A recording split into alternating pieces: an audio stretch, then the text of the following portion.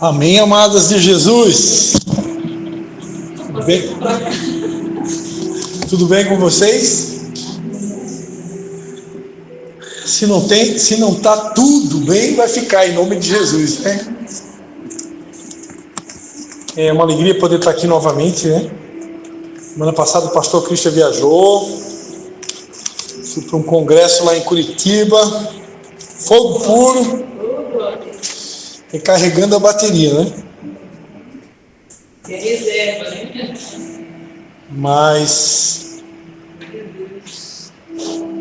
eu amo estar aqui, eu amo servir a Deus, amém? Então, que bom que passa rápido, já estou aqui novamente. E é uma alegria estar aqui com vocês, né? Vocês são muito especiais para a gente, viu? Amados, eu vou direto ao ponto então, né? Como a Gabi ministrou aqui, né? Temos que remir o tempo. E realmente esse assunto do tempo é algo que, de tempos em tempos, Deus ministra os nossos corações, né? A importância de valorizar cada minuto, né? E saber realmente pedir a Deus sabedoria para administrar esse tempo da melhor forma, né? Não gastar tempo com coisas vãs, né? Coisas que não edificam, coisas que não acrescentam em nada, né? Então é uma pergunta que a gente tem que estar sempre meio que se policiando, né? O que eu estou fazendo realmente é algo que precisa ser feito, né? Então fica aí essa dica. Amém, queridos? Eu quero convidar vocês a abrir a Bíblia no Evangelho de João, capítulo de número 14.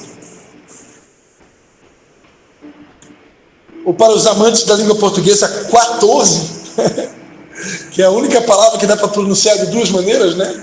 14 ou 14, todas duas, até onde eu estudei língua portuguesa, todas duas são válidas. Não sei se mudou atualmente, mas até onde eu estudei, João, Evangelho de João, capítulo 14.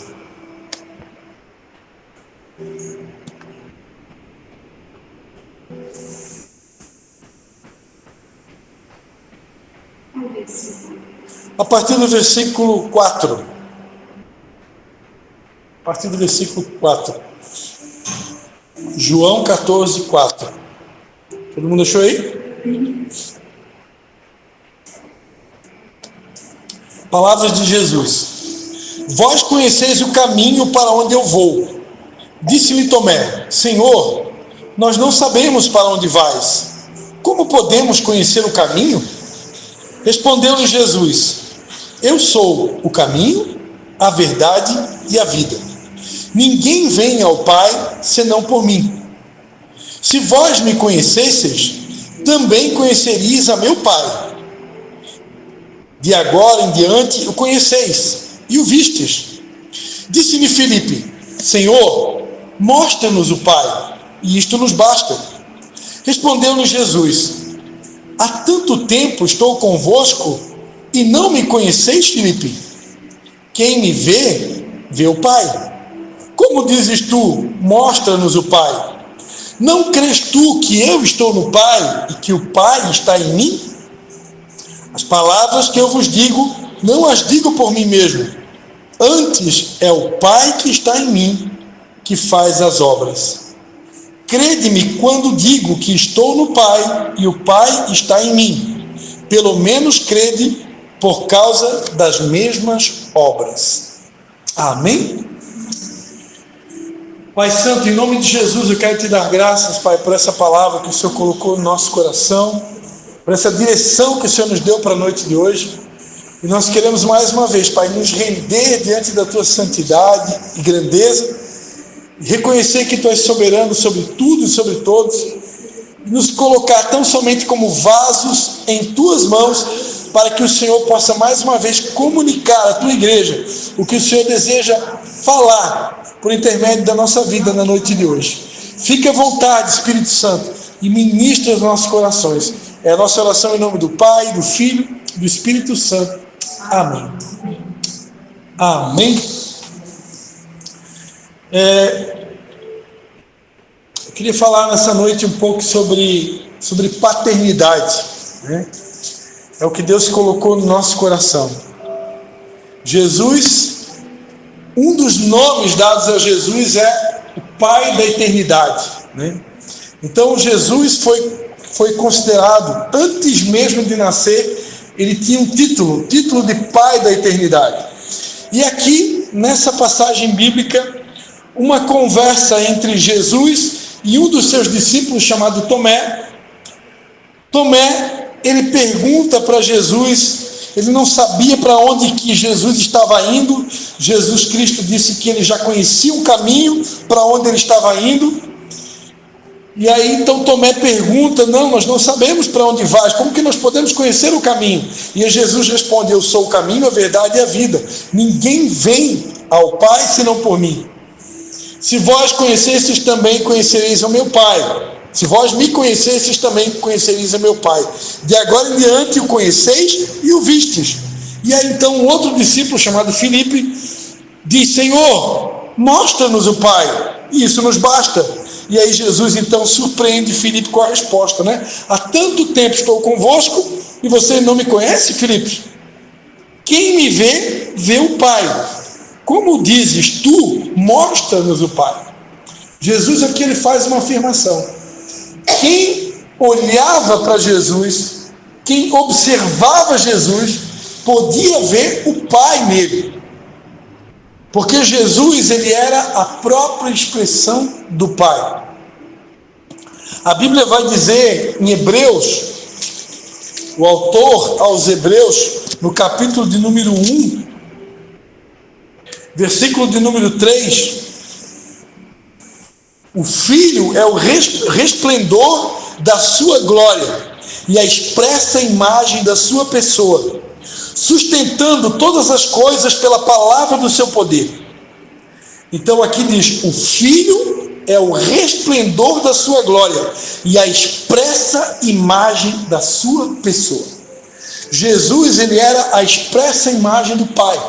Por isso quem olhava para Jesus, via o Pai. Assim como eu posso dizer sem medo, que olhando para Jesus, era possível ver também o Espírito Santo. Porque o Espírito Santo, o Pai e o Filho são um. Embora Deus se manifeste de três maneiras diferentes, se manifesta como o Pai, se manifesta como o Filho, se manifesta como o Espírito Santo, os três são um. E então, quando se olhava para Jesus, era possível ver o Pai.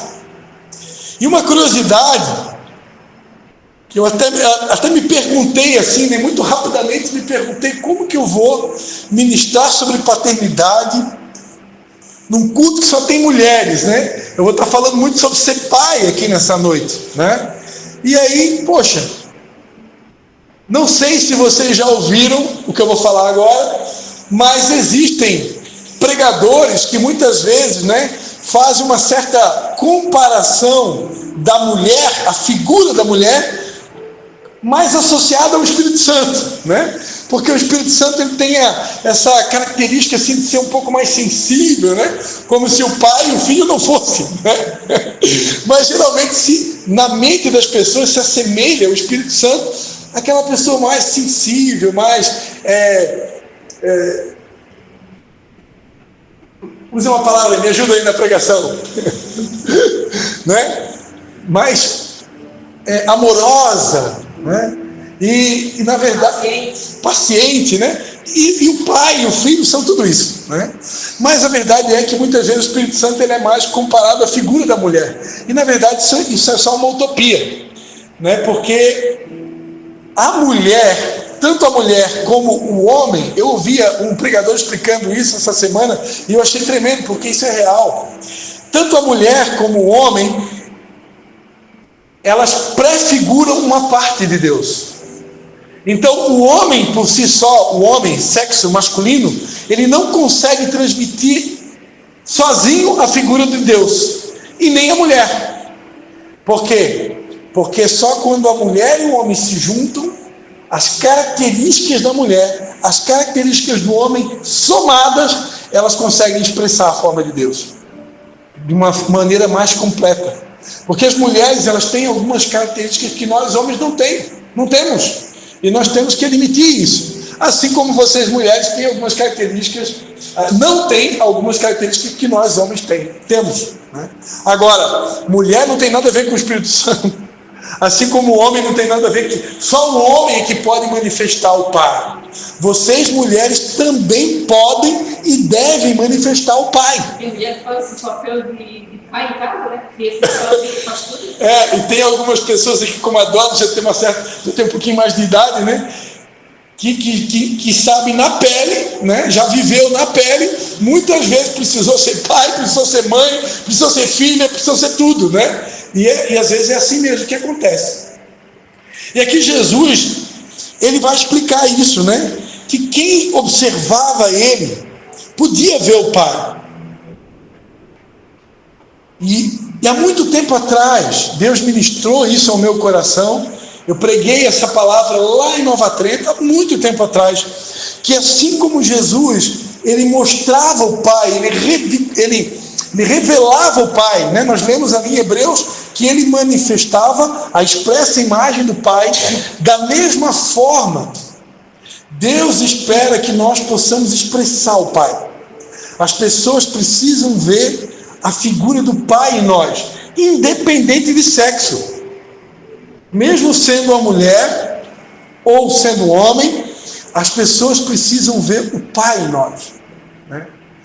E algo que Deus ministrou há muito tempo ao meu coração, que uma das maneiras muito claras de eu poder expressar o Pai é através da minha paternidade, exercendo a minha paternidade para com os filhos que Deus me deu, sejam eles biológicos ou espirituais.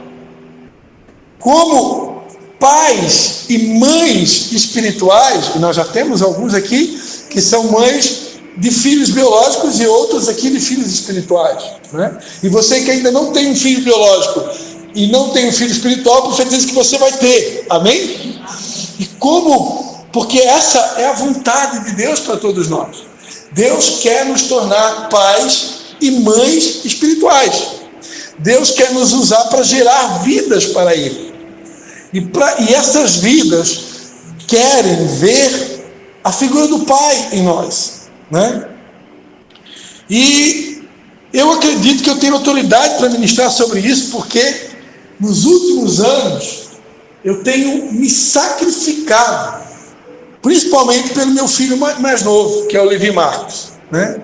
Uma grande parte da minha vida, nesses últimos 3 anos, eu anulei. Eu dediquei muito tempo mesmo da minha vida para ele. Talvez até mais do que deveria.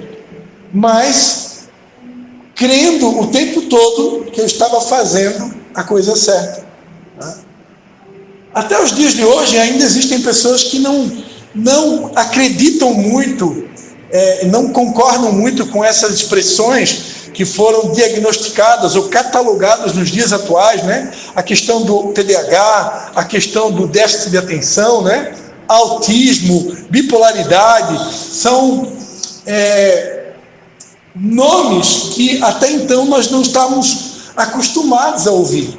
E tem pessoas até os dias de hoje que acham que tudo isso é uma besteira, que tudo isso não passa de uma bobagem, né? E que quando Deus restaurar todas as coisas, nada mais disso vai existir. Enfim, a verdade é, concordando ou não concordando, acreditando ou não acreditando, essas coisas existem.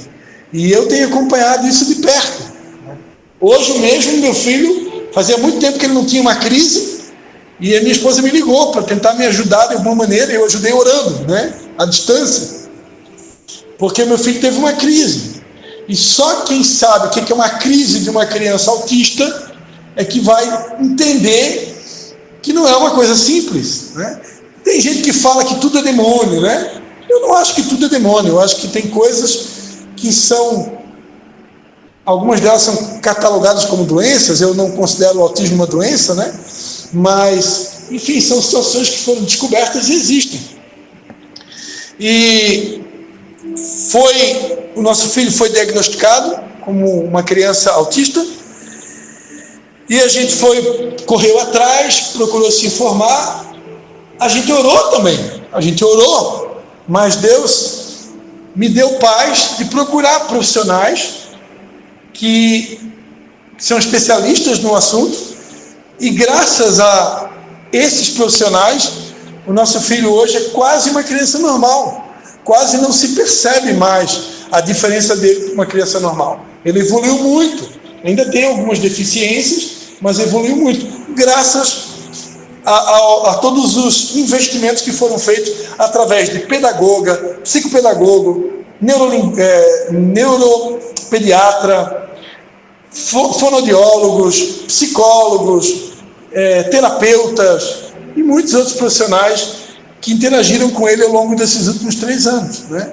E eu sou grato a Deus, porque a soma de todos esses profissionais, que a professor auxiliar, né, que ele tem direito por lei, né? Toda criança autista tem direito a um professor auxiliar, então ele sempre teve um professor auxiliar nas escolas onde ele estuda, né? Desde o pré. E graças a todos esses profissionais, que eu acredito que são membros do corpo de Cristo. Ele chegou onde chegou. E Deus sempre ministra isso ao meu coração, que nós fazemos parte de um corpo. E o olho não pode dizer, eu não preciso da boca. A boca não pode dizer, eu não preciso do nariz. O nariz não pode dizer, eu não preciso do umbigo. O umbigo não pode dizer, eu não preciso do dedo mindinho. Porque todos são importantes. Então, embora através da fé tudo é possível que crê, e eu acredito de todo o meu coração que uma pessoa cheia de fé, ela pode orar por uma criança com TDAH, uma criança com autismo, e essa criança ser curada imediatamente. Eu acredito nisso, acredito. Nunca duvidei, nunca tive a mínima dúvida. Mas, assim como Jesus teve pessoas que ele deu uma ordem à distância, teve outro que ele precisou fazer um lodozinho e botar no olho do cego. Cada um ele curou de uma maneira diferente. Teve um cego que ele precisou tocar 2 vezes para o cego ser curado. Pô, mas Jesus não tinha poder para curar na primeira? Não era Jesus? Mas por que precisou tocar 2 vezes? Na primeira vez o cego estava vendo pessoas como árvores. Aí Jesus, não está enxergando direito ainda. Está bem cego ainda. Não está legal esse negócio. Aí Jesus, você está enxergando pessoas como números, como árvores, então não está legal esse negócio. Aí Jesus teve que tocar a 2ª vez, né? Por quê? Porque Jesus nunca tinha uma maneira única de fazer as coisas. E uma coisa que Jesus me ensinou, que Deus compartilhou comigo, que a exemplo das bodas de Caná da Galileia, que Jesus precisou da ajuda dos mestres-salas, a exemplo da cura de Lázaro, que Jesus precisou do povo para tirar a pedra, embora ele tinha poder para fazer tudo sozinho. Nos dias de hoje existem alguns milagres que Deus quer fazer em conjunto com a gente, mesmo ele tendo poder para fazer tudo sozinho.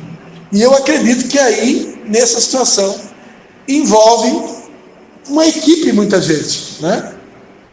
E se falando de equipe, né? Jesus podia chegar, alcançar todo mundo, né, para ele, né? Sozinho, mas ele preferiu escolher uma equipe de 12. Escolheu montar uma equipe de 12. Ali ele, sendo Deus que se fez homem, mostrou mais uma vez que ele quer contar conosco, que ele não quer fazer nada sozinho. Equipe, né? Ele quer trabalhar em equipe. Ele quer trabalhar com um corpo. Ele não quer fazer as coisas sozinho, mesmo sendo Jesus. E eu creio que essa palavra está valendo para nós nos dias de hoje. Amém? Mas o que eu queria dizer para vocês é que, como um profeta de Deus, porque eu sou profeta, eu quero crer que se Deus me deu um filho especial, e Deus me deu forças, porque eu precisei de muita força e de muita fé para poder dedicar o tempo que eu tenho me dedicado para o meu filho. Não que eu não me dedique para minha filha mais velha, porque eu me dedico para ela também. Leva no trabalho, busca no trabalho, leva na escola, busca na escola. Pai, me leva em tal lugar, me leva no manicure para fazer a unha, pai.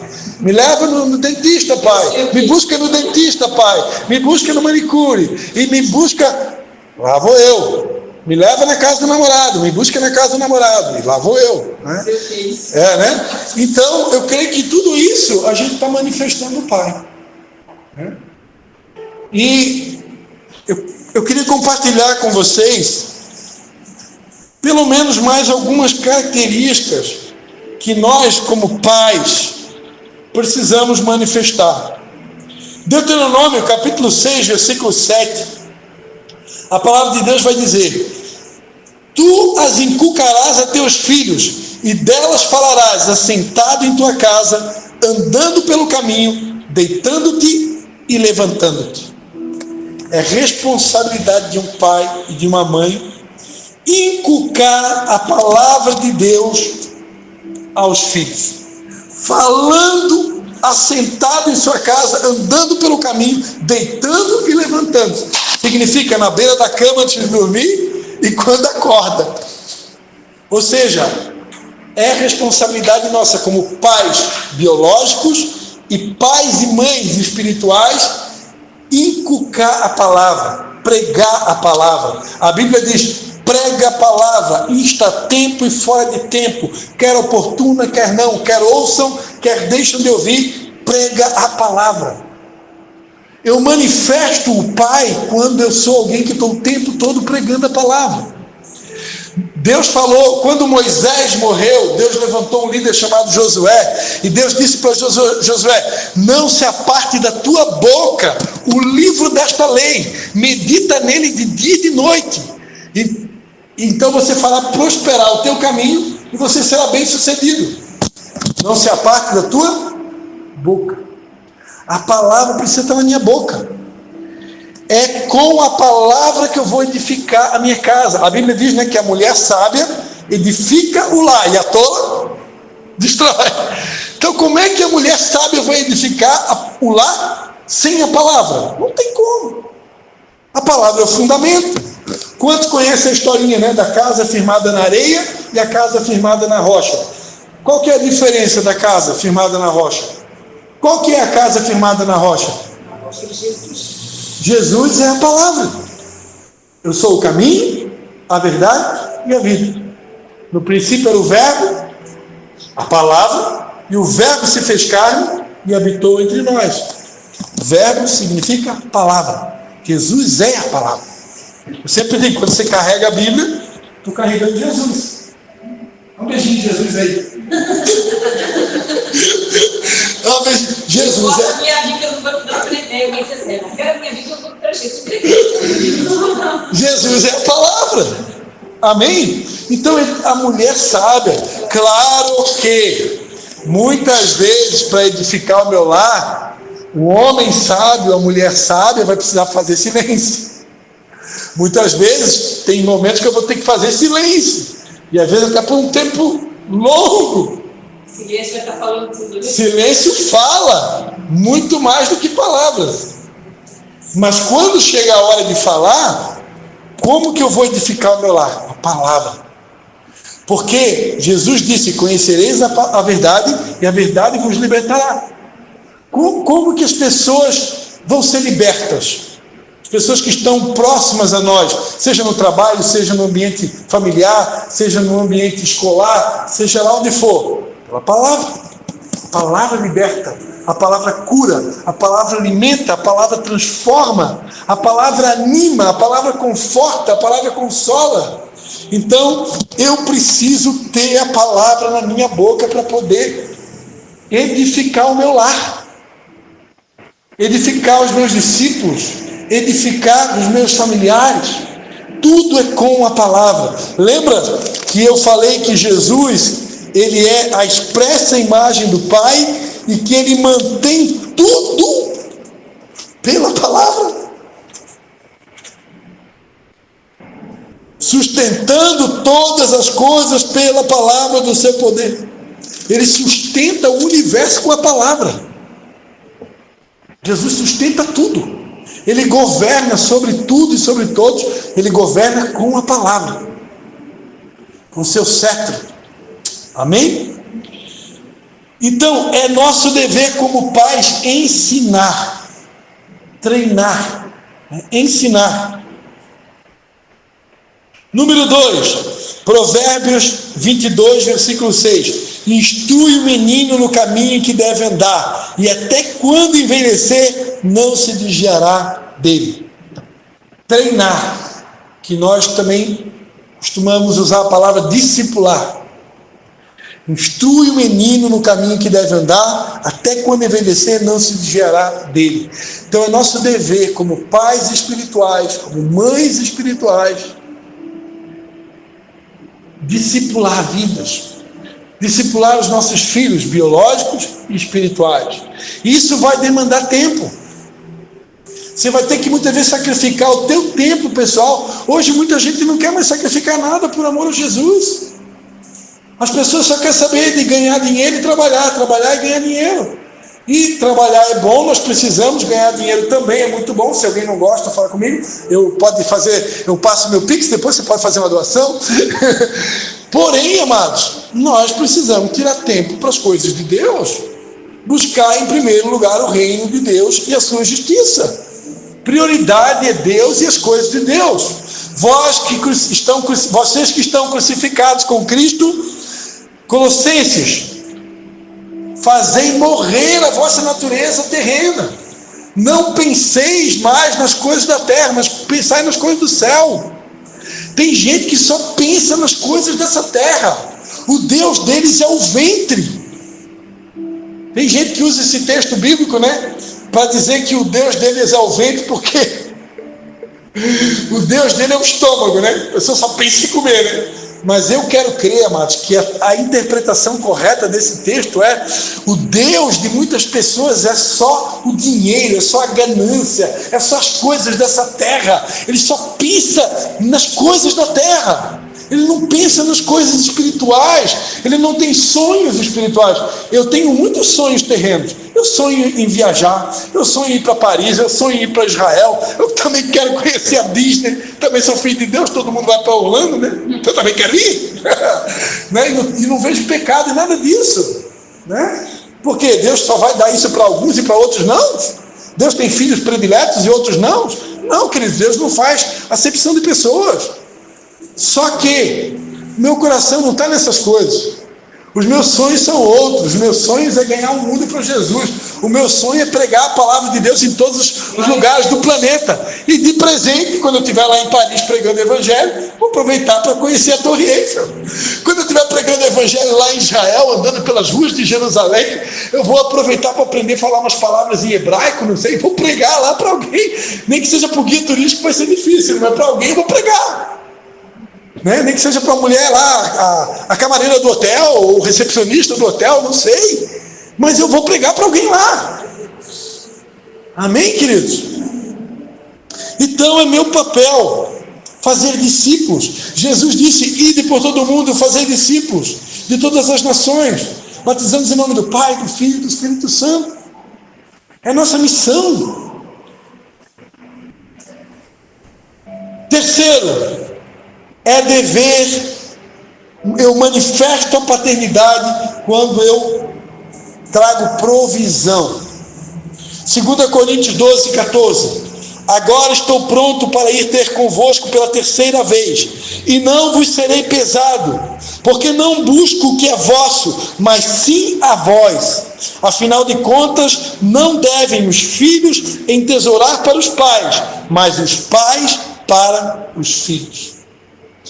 Então, é dever de um pai prover para os filhos, entesourar para os filhos. Só que tem uma coisa: quando você é casado,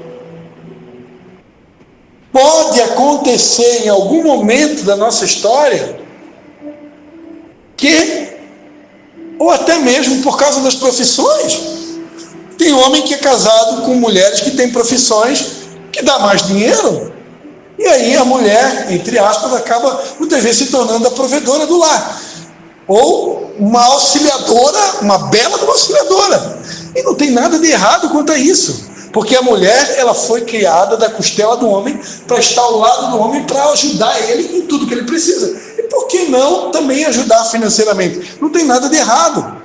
Estou explicando isso daqui porque na era do machismo e do feminismo, os machistas muitas vezes acham que não podem que se sentem mal se a mulher estiver trazendo provisão para o lar.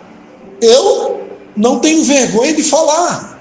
Os últimos 3 anos foram anos muito difíceis.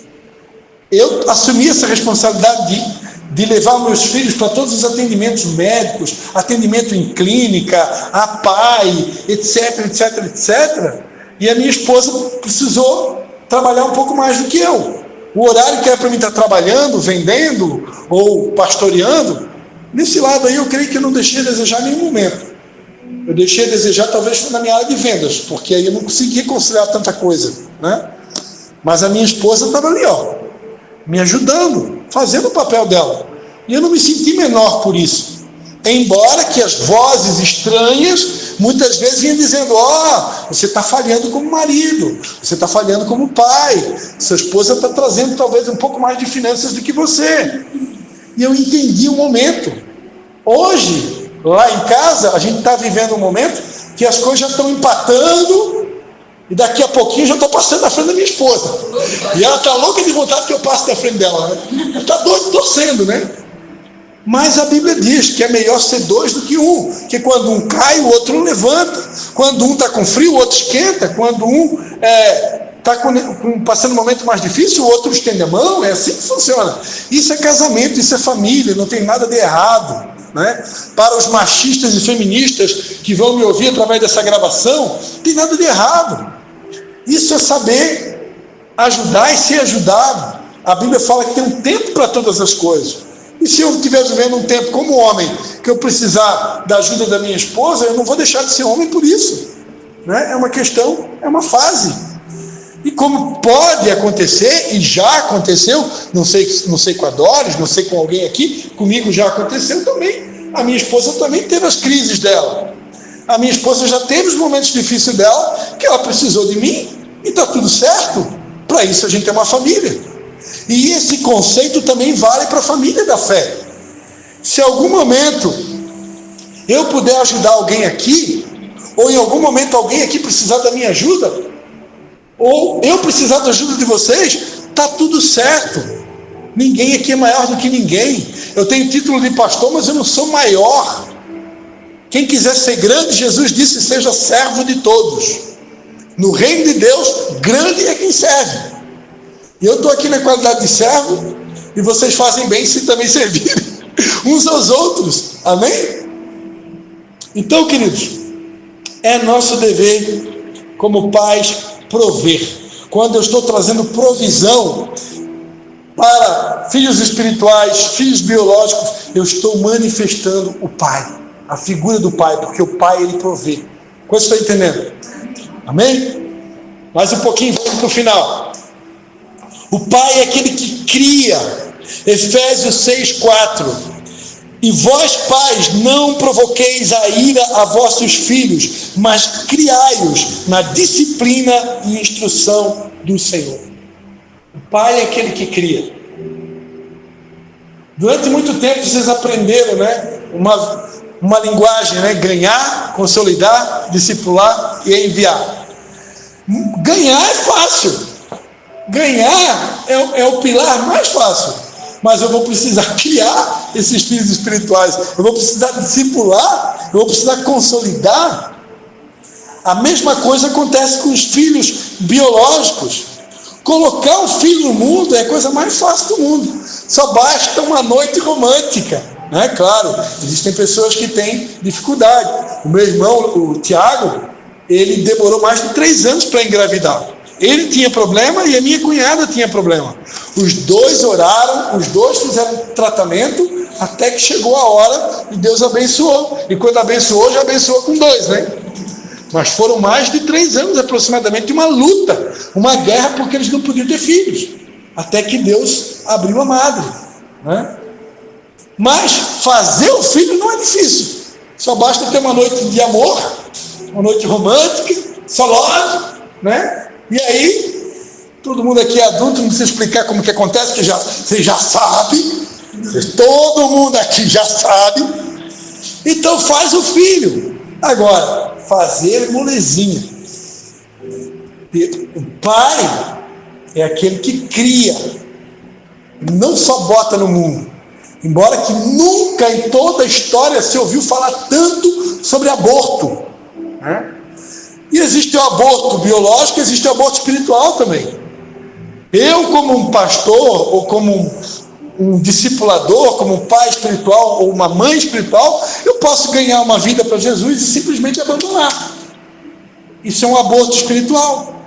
Tem muita gente por aí fazendo aborto espiritual, porque criar filho biológico e filho espiritual dá trabalho, não é molezinha não. Tem hora que dá vontade de pegar alguns e sai para lá, vai para outro ministério, por favor, né? Ou tem o filho biológico também, não sei se a Doris alguma vez deu vontade assim de pegar uma filha pelo cabelo assim, né? A Gabi não, né? Porque a Gabi, acho que ela só quando está na TPM, talvez, né? Porque na TPM acho que toda mulher se transforma, né? Mas a verdade é que tem dia que eu já tive vontade de pegar minha filha mais velha, né? Avançar nela, e teve algumas vezes que avancei mesmo, né? Teve algumas vezes que avancei, mas não peguei pelos cabelos. Bati naquela região pompom, aquela região carnudinha que todo mundo tem, o bumbum. Mas o pior é que muitas vezes ela não queria apanhar e botava os dedos na frente da bunda e levava nos dedos junto, né? Fazer o quê? Né? Pensa. Acho que deveria ter batido mais. Mas na época que ela nasceu, estava na moda aqui no Brasil, né? A Cris Poli, né? Tinha um programa no Silvio Santos, também conhecida como Super Nani, né? Uma argentina, né? O nome dela é Cris Poli. E ela ensinava o método do cantinho do pensamento. Então naquela época, quando a Anne nasceu, estava em moda, né? O cantinho do pensamento. E a gente tinha até medo de bater no filho, porque podia chamar o conceito tutelar se batesse no filho. Até os dias de hoje não está muito diferente, né? Tem filho que ameaça o pai, né? Vou chamar o conceito tutelar. Mas a Bíblia ensina a usar a vara para bater no bumbum. Mas quantos pais se privaram de fazer isso por causa de pressões externas? Mas é o que a Bíblia ensina. Então eu preciso criar o meu filho com sabedoria, sem provocar ele a ira, né? Tem pais que provocam o filho a ira. Um exemplo simples, né? Quando chega na hora de dormir, o filho está vendo uma programação na televisão e o pai está simplesmente lá e desliga a televisão. Falta de sabedoria. Está faltando 10 minutos para terminar a programação? Deixa terminar. Depois vai lá e desliga a televisão. Então tem coisinhas que a gente às vezes arruma tempestade desnecessária, né? Então tem que pedir a Deus sabedoria para não provocar a ira dos filhos. Dei um exemplozinho assim bem básico que eu quero acelerar para a gente terminar aqui. Mas temos que pedir a Deus sabedoria para não provocar ira, nem em filho biológico, nem em filho espiritual, de maneira desnecessária. 1 Timóteo 3,4: que governe bem a sua própria casa, tendo seus filhos sob disciplina, com todo o respeito. Como pais espirituais, nós precisamos governar a nossa casa. O governo está sobre os ombros do homem, em primeiro lugar, porque Cristo é o cabeça do marido e o marido é o cabeça da mulher. Mas não na ausência do governo masculino, governa a mulher sábia. Porque em Cristo não há diferença de sexo, você sabia disso? Em Cristo não há diferença. Gálatas 3, versículo 28. Gálatas 3, versículo 28. Em Cristo não há judeu, nem grego, nem escravo, nem livre, nem homem, nem mulher, pois todos são um em Cristo Jesus. Então, em Cristo, lembra que Ele é a videira, nós somos os ramos. Então esse ramo deve permanecer ligado à videira. Quando o ramo está ligado à videira, eu estou em Cristo. Por quê? Porque eu estou ligado a Ele. Então, ligado a Ele, em Cristo, não há diferença de sexo. Então, homem e mulher têm a mesma autoridade. E eu costumo dizer nas minhas pregações que quando o homem vacila no seu papel de sacerdote, a mulher passa a ter autoridade sobre ele, até que ele se converta e venha exercer o papel dele de sacerdote. Mas tem mulheres, tem casas, tem famílias onde os maridos são banana, são molengas. Então, nesse momento, se a mulher está com autoridade, se ela é uma pessoa que vive a palavra de Deus, é uma mulher que procura viver em santidade, ela está com autoridade. E ela também tem poder para governar. Até diga-se de passagem que esse papel de governo do lar, ele pode ser exercido tanto pelo homem como pela mulher. Mas, biblicamente, num casamento há uma hierarquia. Deus é o cabeça do marido e o marido é o cabeça da mulher. Essa hierarquia precisa ser respeitada para não virar bagunça. Mas quando o marido ele não está em obediência a Deus, nesse caso a mulher passa a ter autoridade sobre ele. Porque em Cristo não há diferença. Quantos estão entendendo? Amém? Isso não é uma doutrina feminista. Isso é uma doutrina bíblica. Tem autoridade quem vive a palavra, independente de sexo. Amém? Então eu quero dizer para vocês, mulheres, quero vos anunciar que vocês têm autoridade. Amém? Tanto quanto homem. Até porque Jesus disse, eu vos dou autoridade sobre serpentes e escorpiões. E essa autoridade não é só para homens, é para mulher também. Então, governar, quando eu exerço o governo, eu estou manifestando a figura do Pai. E para encerrar, mais duas palavras. Tito capítulo 2, versículo 4. Então poderão ensinar as mulheres novas a amarem seus maridos e filhos. Amar. Quando eu amo, eu manifesto a figura do Pai. Deus amou o mundo de tal maneira que deu seu Filho unigênito para que todo aquele que nele crê não pereça, mas tenha a vida eterna. É impossível manifestar a paternidade, exercer paternidade, mostrar o Pai, revelar o Pai, manifestar o Pai sem amor. Porque Deus é amor. Se Deus é amor, como que eu vou manifestar o Pai sem amor? Não tem como, é impossível. Então, para manifestar o Pai, eu preciso exercer amor. Lembrando que o amor do tipo de Deus, ele tudo sofre, tudo crê, tudo espera, tudo suporta. Ele não arde em ciúmes, ele não se vangloria, não se ensoberbece, não suspeita mal, não se irrita. Meu Deus! Alguém aqui já ficou irritado com alguém? Alguém já ficou irritado com o pastor? Fala aí, crente. O amor não se irrita. Então, para manifestar o Pai, eu preciso exercer o amor do tipo de Deus. Um amor que tudo suporta, um amor que tudo sofre, um amor que tudo crê, tudo espera, um amor que é paciente, que é longânimo, que é perdoador, que é compreensível, que é misericordioso. Esse é o amor do Pai. Nós merecíamos a cruz, nós merecíamos a condenação eterna, e Jesus, que é o Pai, que manifesta o Pai, tomou o nosso lugar e morreu no nosso lugar. Então quer dizer que muitas vezes, para manifestar o Pai, nós vamos precisar tomar o lugar de muita gente também, precisa tomar as dores de muita gente muitas vezes também. Isso é manifestar o Pai.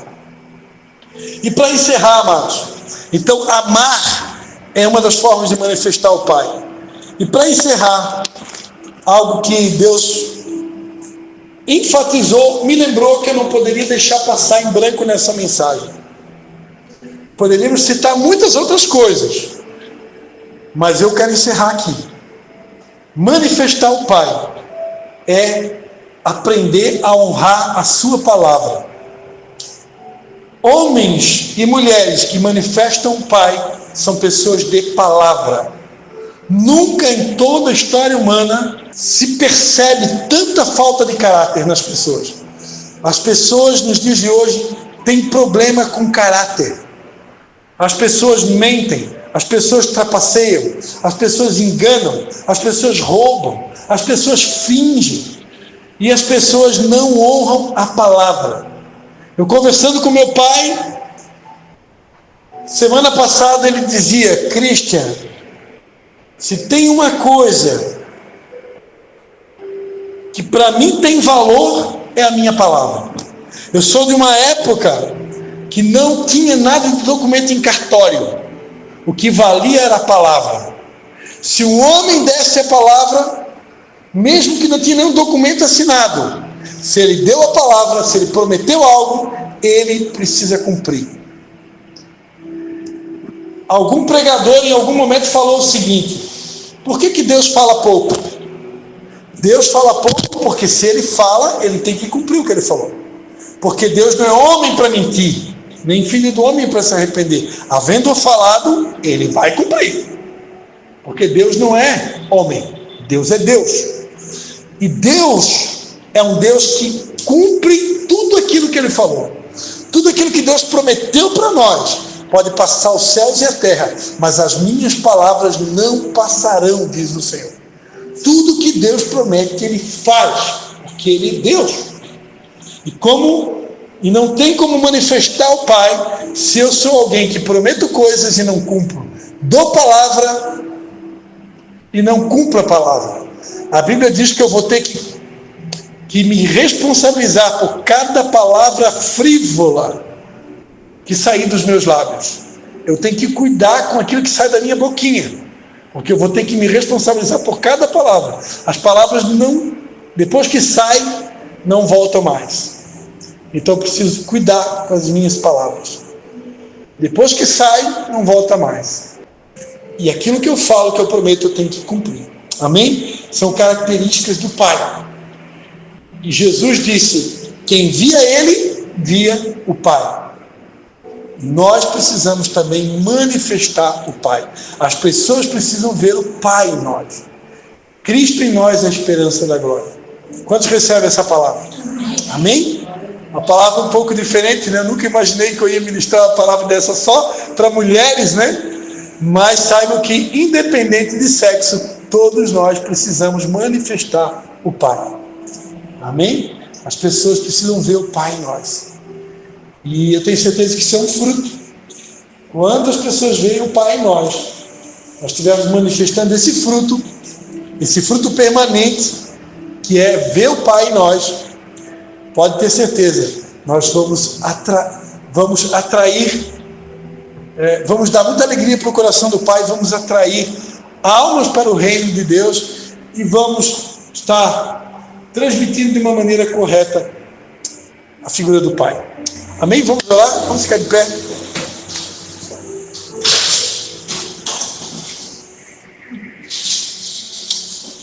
Pai, em nome de Jesus, Pai,